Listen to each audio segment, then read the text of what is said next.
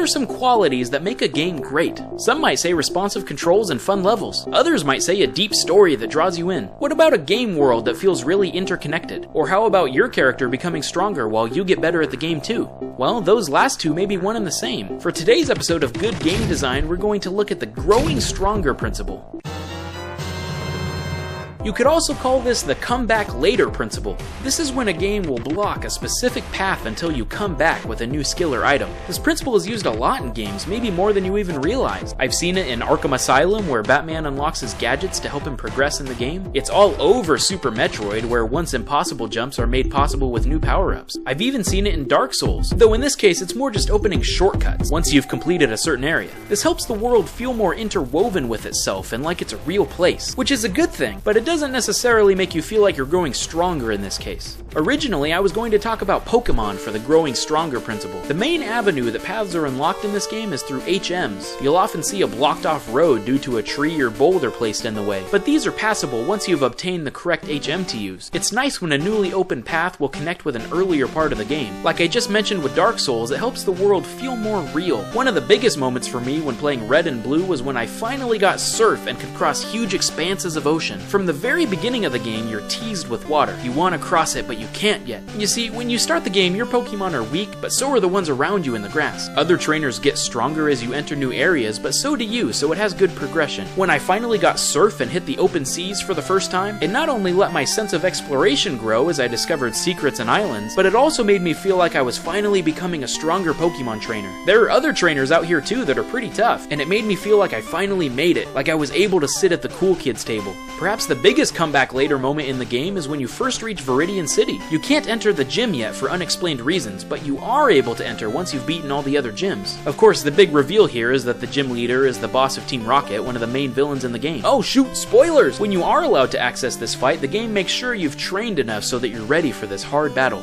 Now, Pokemon does a great job of making you feel like you're growing stronger, but what's the main goal in that game? To become the greatest Pokemon trainer? I mean, really just to get stronger, right? What about a game where the stakes are much higher? Like, I don't know, saving the world from complete destruction? The Legend of Zelda series not only makes you feel like you're growing stronger, but it makes you feel like a hero, like you're the only person who can save mankind. Or in this case, Hyrulean kind. The Zelda series follows a similar formula for all the games, and I think the goals are almost always the same, especially for the modern Zelda games. 1. Make Ganon seem crazy, evil, and powerful, and make the stakes high, i.e. taking over the world. And 2. Making you feel like you become strong enough to actually take him down. You always start a Zelda game basically unaware that you're the chosen one until someone tells you about a prophecy or something. Then you slowly but surely gain abilities and items that help you on your quest, until you're a lean, mean Ganon-killing machine. The items you collect not only allow you to enter new areas, but they also make you feel like a stronger adventurer, able to take on harder challenges. Let's look at some specific examples. In Ocarina of Time, right after you become Adult Link, you go to enter the Forest Temple, but the entrance is out of reach. The game wants to make sure you get one of the most important items in the game first, the hookshot. Just by turning into an adult, you already feel like you might be more powerful, but you also get equipped with the item that will help you reach all kinds of new areas. This is important so that when you enter the first temple as an adult, you really feel the difference in strength from being a child. There are countless times in this game where you'll find a new item in a dungeon that will help you progress and also fight the boss of the area. This makes you feel stronger because you're becoming adept at using an arsenal of items. You find new ways to use the items and you feel smarter as a result.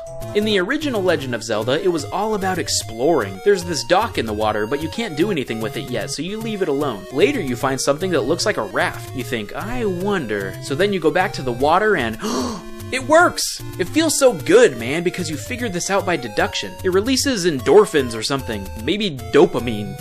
Calories? I don't know. You gain items that help you reach new, harder areas, but it makes sure you've cleared earlier dungeons first, so you have the experience necessary to take on this new place. A Link to the Past possibly has the best moment of realization that you've grown stronger. Of course, there's a ton of items in this game that you need to use to reach new areas, like the Titan's Mitt, but the moment when you get the Master Sword is unforgettable. The game practically tells you to go find it in the forest, so you go to check it out. There's other swords, but you know those aren't the real ones. Then you finally see it. Down a long corridor, it sits on top of a majestic pedestal. You reach out your hand, and you you can't get it yet. But once you've completed a few dungeons and gotten better equipped as well as better at the game, now you go back and you can finally get the desired Master Sword. The change in strength is real and immediate. You realize the enemies take less hits to kill. You feel like a true hero. Of course, they raise enemy health back up pretty shortly after, so you feel like a wimp again, but that's all on purpose. They wanted you to really feel like this long quest of terrible traps and enemies is helping you gain ability as a true hero. If you just walked in to fight Ganon at the very beginning of the game and whipped his butt in 30 seconds, there would be no pacing. You'd spend the whole time wondering how your character got so strong in the first place. You'd be wishing you could have seen the progression of your player to see how he got to this point. You see, that's why Zelda does growing stronger so well. It's because the task at hand is so epic. You're not just trying to be the very best, you're trying to save the world from certain doom. You see true evil in the form of Ganon, but when he pushes you out of the way, you feel helpless. You think, me?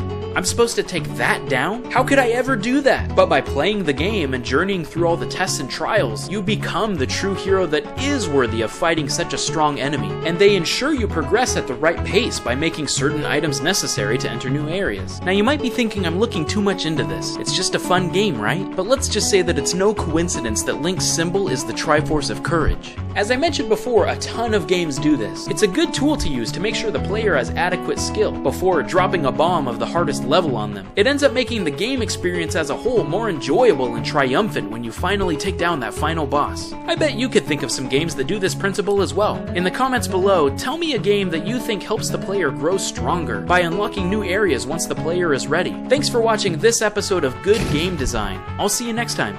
I'm Snowman. If you enjoyed this episode of Good Game Design, a like, a comment, and sharing with your friends goes a long way. You can also subscribe for more episodes just like this one in the future, as well as other gaming content like these videos here. The last Good Game Design episode on Shovel Knight is right here, and this is my list of the top 5 characters for Super Smash Bros. 5. It's a bit of a joke, just warning you ahead of time. Thanks again for watching, and I hope to see you around.